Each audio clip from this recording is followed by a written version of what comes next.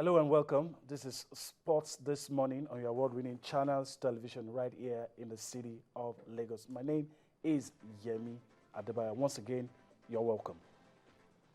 We're going on a journey that will take us to the far corners of the world on the show this morning. So just sit back, relax, and enjoy the ride. But first, let's check out the headlines.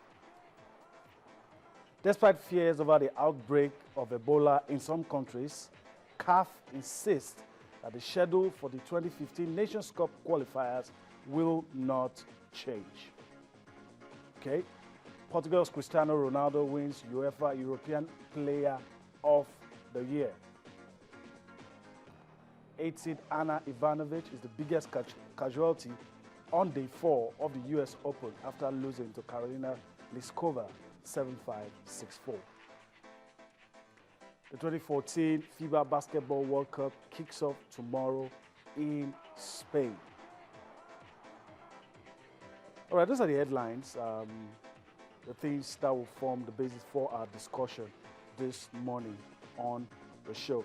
But before I introduce my partners on the show this morning, let me let you know that, of course, you are equally as important and you need to get your views, your thoughts across to us via feedback. And this is the way you can do that on the show. Speak out and be heard. Of course, let us know how you feel on some of the things that we've talked about, the US Open, CAF, maintaining the stance on the venues for the Nations Cup qualifiers.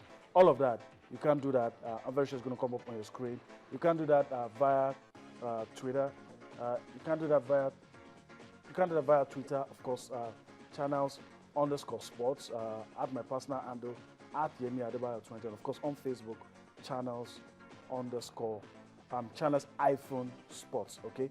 That's how you can get your views across to us. And like we always say, speak out and be heard. All right.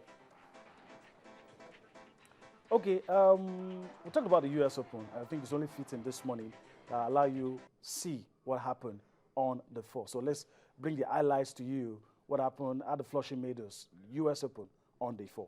John Skye.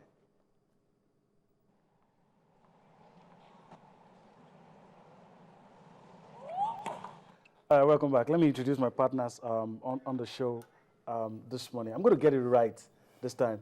From my far right, I have Tonte Davis. Yeah, and his twin brother, Telema Davis. Good morning. I got it right this time. Yeah, you did. Yeah, okay, no hesitation. All right, guys, what you just saw, the 4 highlights from the US Open. So I'm going to start with Tonte now. The ladies, you saw Serena in action, and some other ladies that were able to make it to the 3rd round. So what's your assessment for the ladies? Early days yet, some will say, but I mean, Ana Ivanovic crashed out, biggest casualty on day 4. And so, what we expect, what we see right now is the fact that for Serena Williams, it's not so much of a surprise. She's one of the top seeds, there's been the defending champion, and that expectation for her to go through into the 3rd round and hopefully go beyond the 3rd round. For Sissy Bellis, it's not too much of a surprise. Right now, she's not reached that pro level. She's still an amateur, just 15 years, and she's not exactly so much too bothered about how far she goes in this tournament, but she's obviously happy about the spotlight. But it's quite unfortunate for Ana Ivanovic. We still expect some people like Maria Sharapova, who's also going Petra through. Is still in there. Petra is still in there, and it's going to be a tough one. Unfortunately, Lina is I'm not sure. I don't recall if she's around. She's not because of injury, so.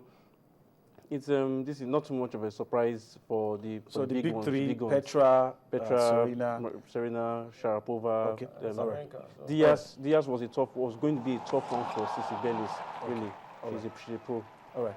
Well, Telema, for the guys, you saw Nick Kyrgios, guy that made his name off Rafael Nadal, doing well there. Novak Djokovic as well, Andy Murray and Milas Raonic. All the guys. I mean, no surprises there. There are no surprises. Nick Kyrgios, I think is tennis, the global tennis rising star, and he's one we're actually going to be looking at in picking up his career, as in from tournament to tournament, competition.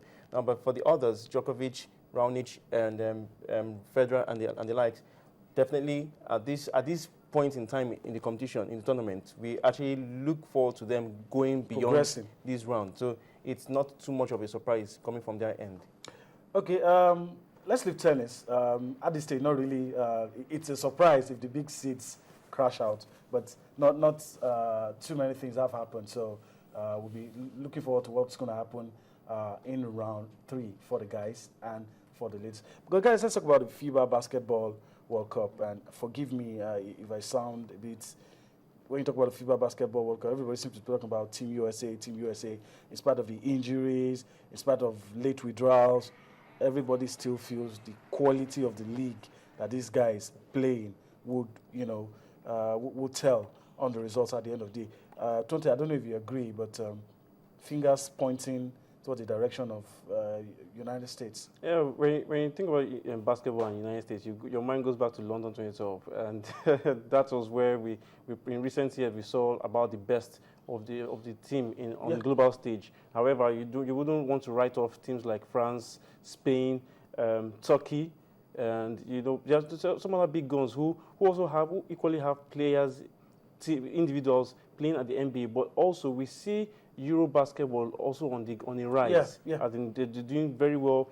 They have strong financial backing from top companies across the globe, and you see equally top talents too who are ready to take on the big teams in the world. Yeah, I think you're right. But tell them, should we spare any thoughts for the hosts? Spain. Well, I think we should. We definitely have to. Like Tonte rightly pointed, we actually do have individuals who ply their trade within the NBA and who are actually presently in the Spanish national basketball team. And definitely we cannot afford to write them off. They definitely would put a lot. They are hosts primarily. That is a given. Secondly, they have everything to play for, given the fact that these are players who really want to ensure that indeed they actually pick their career at the global level. All right, let me throw this one at you. I'm very sure you're not prepared for this. I mean, you're not seeing these guys anyway. Egypt, Senegal, and Angola, our African brothers. How far do you think they will go? Let me start with Tonte. I think I want to consider Angola and possibly Senegal. In spite of the fact that they are aging? Yes, despite the fact that they have the experience on their side. You see the Senegalese and even Angola, both countries have actually had this close relationship somewhat with the NBA. Okay. With maybe some courses, training, some summer programs that have been organized with the NBA. So that relationship, then again, the experience would definitely come into play for them. All right. I don't know if Telema agrees. Well, I would actually want to look at it from the angle of technicalities. Yes, we would actually appreciate Angola and Senegal in particular going forward.